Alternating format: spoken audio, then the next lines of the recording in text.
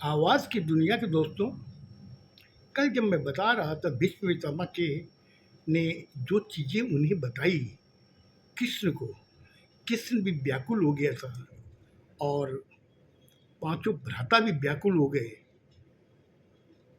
उस समय कृष्ण ने उनसे कहा कि पिता पिता मैं ये कैसे हो सकता, आज आपकी वध करना, ये हमारे ये चारों भ्राता में किसी में भी मत नहीं, सब आपका बहुत सम्मान करते हैं और ये कैसे हो सकता है। बोला कृष्ण तुम सब जानते हो और यही इस प्रतिज्ञा का सम्मान होगा और तुम शस्त्र उठाने से बच जाओगे। और पांचों जो पांडव हैं जिसका मैंने प्रतिज्ञा ली है कि उन्हें इस पृथ्वी से मैं हमेशा के लिए नाश कर दूंगा, पांडवहीन कर दूंगा, उसका भी एक सम्मान होगा। इसके लिए मुझे मरना पड़ेगा। और कृष्ण मैं तुम्हें समझाता हूँ कि ये जो व्याकुल हो रहे हैं ना, इन्हें तुम हिम्मत दो, इनको समझाओ, क्योंकि मुझे मालूम है कि ये जो चीज़ है जो तुम्हारे द्वारा ही रचित की हुई है और तुम ही इसका समाधान निकाल सकते हो और तुम्हें ये करना है। केशव, मैं फिर तुमसे प्रार्थना करता हूँ कि कल के युद्ध में तुम जब इन्हें युद्ध में लेके आओगे तो उधर में बड़े बड़े योद्धा रहेंगे। दुर्योधन रहेगा, दुशासन रहेगा, द्रोणाचार्य रहेंगे, जयद्रथ रहेगा, लेकिन तुम्हारा ध्यान सिर्फ मेरी तरफ होना चाहिए और तुम अर्जुन के रथ के सारथी हो और तुम उस रथ को लेके मेरे सामने लेके आओगे। उस समय जब मेरे सामने लाओगे तो उस समय मैं जब बाण चलाऊंगा तो बाण जब चलाऊंगा युद्ध में एक बहुत बड़ा तूफान आएगा कि बाणों की चारों तरफ से वर्षा होगी। उस समय अर्जुन उस बाणों की काट करेगा और मुझे मालूम है कि तुम उस शिकंडी को मेरे सामने रथ के ऊपर रखोगे, अपने रथ पर, और उसके पीछे अर्जुन बाण चलाएगा। और जब मैं शिकंडी को जब देखूंगा, क्योंकि केशव तुम्हें मालूम है कि मैंने प्रतिज्ञा ले रखी है कि मैं किसी स्त्री के आगे शस्त्र नहीं उठाता। जब मैं शिकंडी को जब देखूंगा तो मैं हथियार नीचे गिरा दूंगा। उसी समय अर्जुन को मौका मिलेगा, वो अपने बाणों से मेरा वध करेगा और पूरे मेरे शरीर को अपने बाणों से छलनी कर देगा। उस समय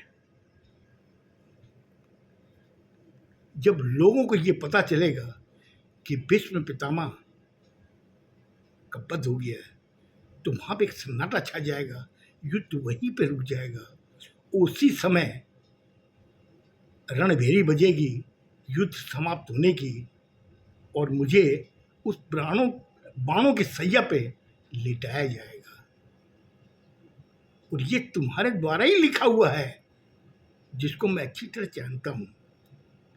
और तुम्हें उस बाण सैया पे लेटा हुआ अपने पितामह को जब देखोगे तो पांचों तुम्हारे भ्राता भी बहुत व्याकुल होंगे।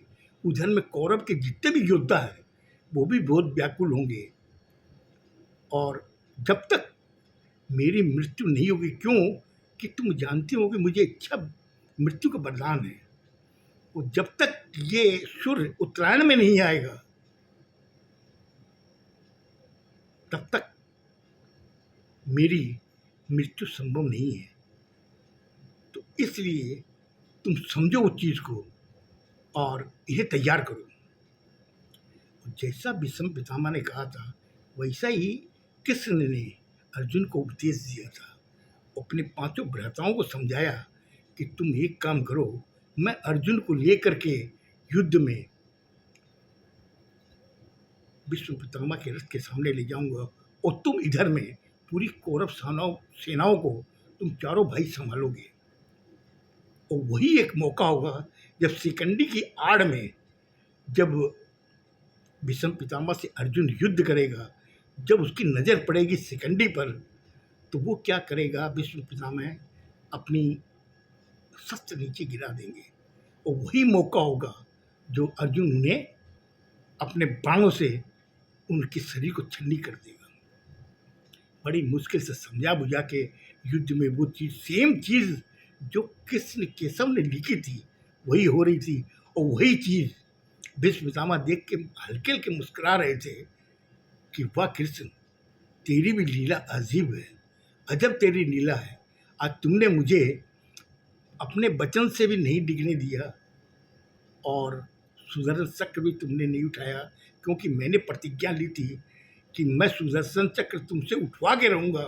शस्त्र जब तक तुम नहीं उठाओगे तब तक मैं बाणों को रोकूंगा नहीं।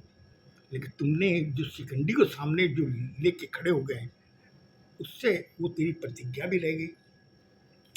इधर में कौरव का नाश भी नहीं होगा, पांडवों का नाश भी नहीं होगा, और अर्जुन को मौका मिलेगा, वो मैं अपने बाणों से मेरी छड्डी कर देगा। वो जब हुआ, होने के बाद में पूरी बाणों की सैया पर बनाया गया, उन्हें लेटाया गया।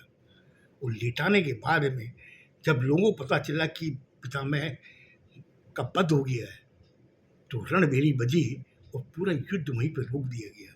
रोकने वाले में सब भाग के आए, देखा कि प्राणों सैया पे पितामह लेटे हुए हैं और वो सबको देख रहे हैं।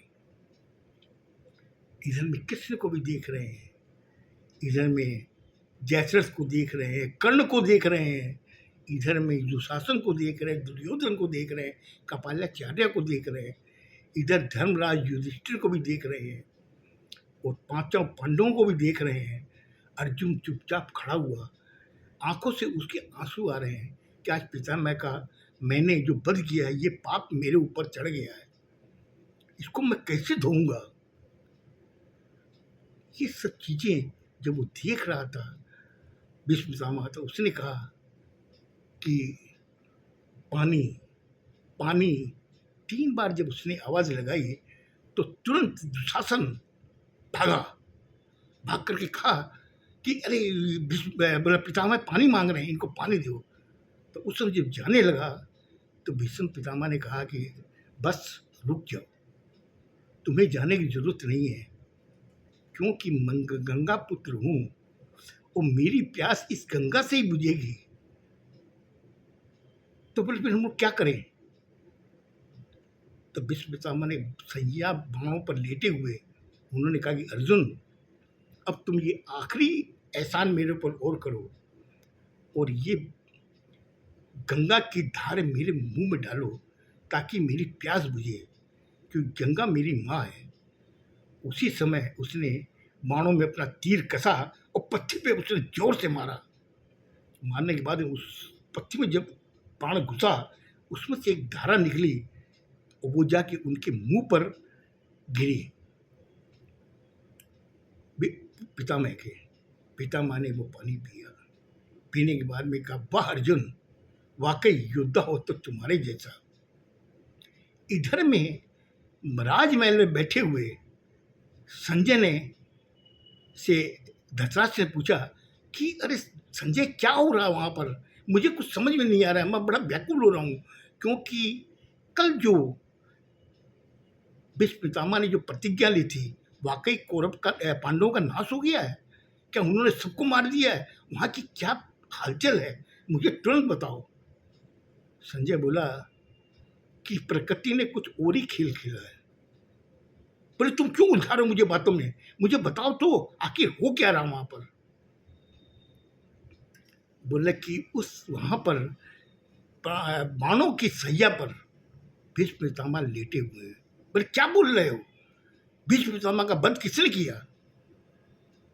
बोला आपके भ्राता जो पांडव हैं उसमें से एक जो धनुधारी अर्जुन, उसने उनका वध किया। बोले कैसे हो सकता है, भीष्म पितामह का वध उसने कर दिया, ये कैसे हो सकता है, वो तो धनुधारी हैं और भीष्म पितामह जैसा कोई भी धनुधारी नहीं है इस पृथ्वी पर। बोला कि मेरे समझ में आया उसमें कहाँ से शिकंडी आ गया, और शिकंडी कृष्ण के रथ के पीछे, कृष्ण जो चला रहे हैं उसके रथ के पीछे खड़ा है, उसके पीछे अर्जुन है। और जब शिकंडी को जब भीष्म पितामह ने देखा तो उन्होंने अपने हथियार फेंक दिए। उसी समय अर्जुन ने उन पर वार किया है, उनके शरीर का पूरे बाणों से वध कर दिया है, छेद दिया पूरा शरीर को, और वही बाण सैया पे भीष्म पितामह लेटे हुए हैं। इतना सुनते ही धृतराष्ट्र ने कहा कि ओह, ये क्या हो गया, हमारा इस वंश का सबसे बड़ा जो खंबा था आज धराशायी हो गया, अब क्या पोजीशन है। बोला सब कुरुक्षेत्र में सबके आंखों से आंसू निकल रहे हैं और भीष्म पितामह बाणों पर लेटे हुए हैं। मुझे लगता है मैंने आज ज़्यादा टाइम ले लिया। अब इसके आगे क्या हुआ वो आपको कल बताऊंगा। सुनिएगा। खुश रहो, स्वस्थ रहो। धन्यवाद।